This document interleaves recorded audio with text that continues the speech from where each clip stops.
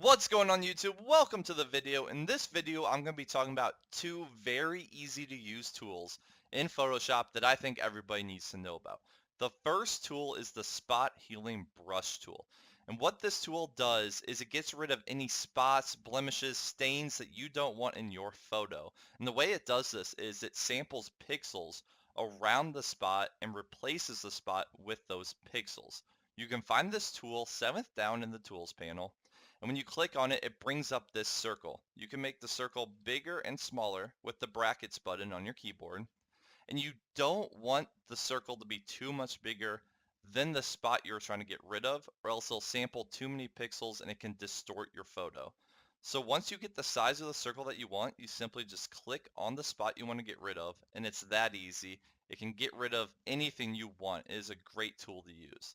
The next tool I think everybody needs to know about is the red eye tool. Everybody's had that issue when you're going back looking at your photos. Everybody has that red eye look. You can find this tool in the same section as the spot healing brush tool.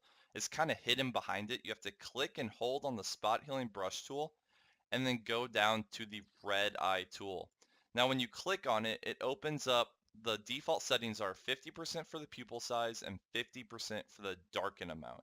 And those settings seem to work perfect. I never really ever changed those.